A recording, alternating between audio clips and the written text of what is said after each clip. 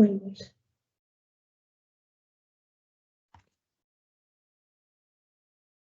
thank you so much, Winnie.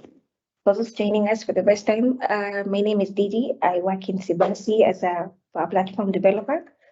Part of my job is working with Power BI, and today I'll be taking you through Power BI, the advanced parts, which will basically be covering. Which will start by using Excel data as a source, where we see how to prepare data for importing its transformation, and how you can update it.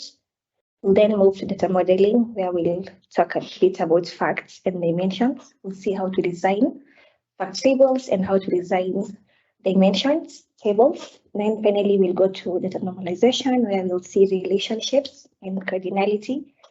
And finally, we'll go to Q&A in case of any questions. But feel free to ask anything as the training is going on.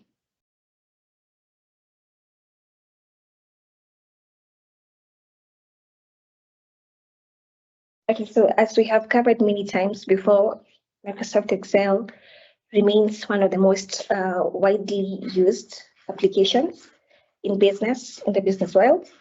So this makes it very easy for businesses to adopt Power BI, as it is also one of the most common ways to get data into Power BI. So we don't need to learn how to use new software or battle with file converters, because we have Excel. And to prepare it is very easy, so don't worry, I'll show you. But the key things are, before importing Excel file, we need to first flatten the data. So this means the data can have no totals, and we have to ensure each column of the table has the same type. So for example, if it's a dates column, ensure all the rows in that column are dates. If it's a number column, ensure you don't have any text on whichever row. Yeah, and so on. Then the data must first be formatted as a table and then name the table. This is because one Excel can have multiple tables, and it can get very confusing if you did not name your table correctly when you're importing it. Then give every column a descriptive label. That means if it's as a customer name column, call it that. If it's a date, maybe it's a start date, call it that. If it's an end date, call it that. Just make sure the columns are very descriptive. Then if you have any empty rows and columns, ensure you delete before doing any imports. Then I'm sure before we covered that we have on Power BI, we have the query editor. So the query editor, we can use it to load data from a wide number of sources and apply transformations, including adding new columns and measures. In Power BI Desktop, Designer, the query editor tables are interchangeably referred to as queries, but it's the same thing. So if you hear a table, it's more or less a query. A query is a table. They're basically the same thing. Yeah. So as you can see on the screen, we have the column, the photo of the ribbon for the query editor, which has 4 tabs. We have the home. In this tab, we can import data, hide, delete columns, reduce rows, merge, and append queries. We also have the transform. This is where we aggregate columns, transpose, pivots, and pivots, and so on. We have the add columns, which you can use to add columns to our data. We can add indexes and probably other functions that we might have. And we have the view, which you can use to either show or hide the query settings. So once you have loaded your data through query editor, we have the section called applied steps. The applied steps is used to rearrange, change, and the applied steps is used to show you all the transformations that you've done to your data source step by step. So the first place is the source. The source shows you where your source is coming from. We have the navigation. So it shows after the source, what else did you do? That's the navigation. Then we have now all the steps that you have done. Maybe you had a column and you changed the format, it shows you change type. Maybe you removed a column, it shows you deleted a column, and so on and so forth. And you can go back a step if you want to change your mind. But it's you can also reorder the steps if there are no dependencies that exist. Same with the deleting, and you can also undo the steps to go back a previous. So you might find that sometimes if you change the steps, you might find you've changed so many types that you're not sure where to roll back to. So you can ensure as you're changing the types, you maybe rename them for ease of rolling back. So in the first steps, you might find once you have your data now from Excel to Power BI, you have to do the data transformation. This is often the most time-consuming process, but it's very key because data must be formatted into the correct format for loading into the Power BI. So how much transformation is needed depends on how different the source and the destination is.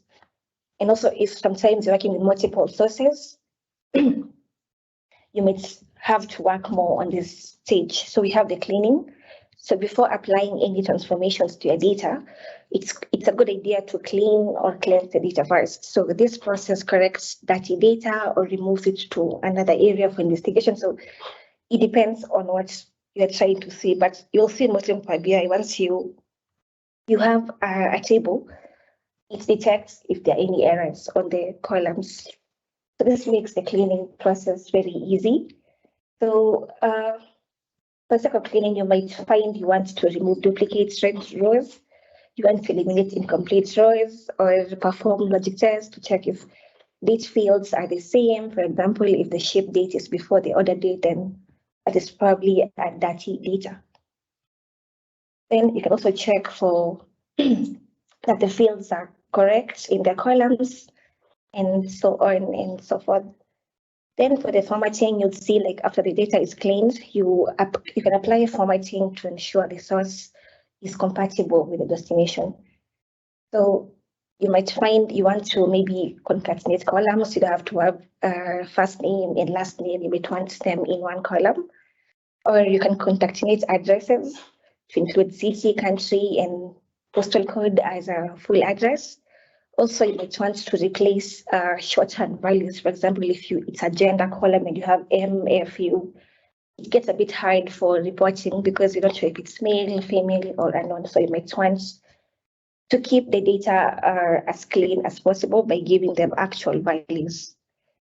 So you might find so many times if you have maybe a true or false column, they mostly come in as 0 and 1s. This is where you come and format them to the right name by changing the numbers to actually test.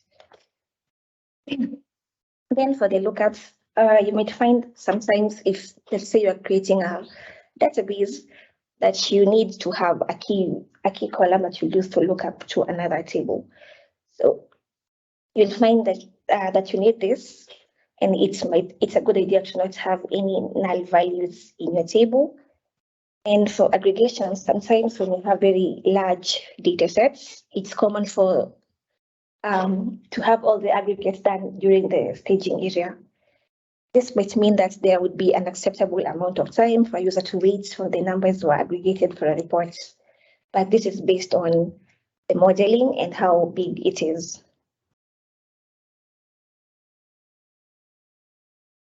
The next step is shaping data.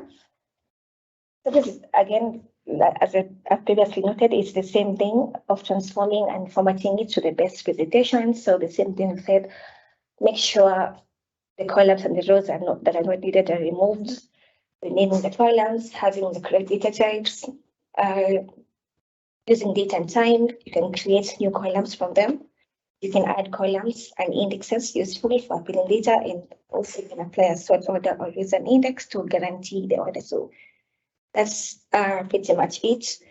Or using Excel as a source or any other source, you might find you apply the same steps. So another thing, once we have data from Excel or file as either a CSV or an Excel to Power BI desktop, you might find once you've already added the data to Excel, there's some things you might need to add that you didn't before. So that's when you can update the files. If it's a locally stored file, you must ensure the name of the file is the same as the one on the dataset, so that if you reload it, it goes and picks the correct name.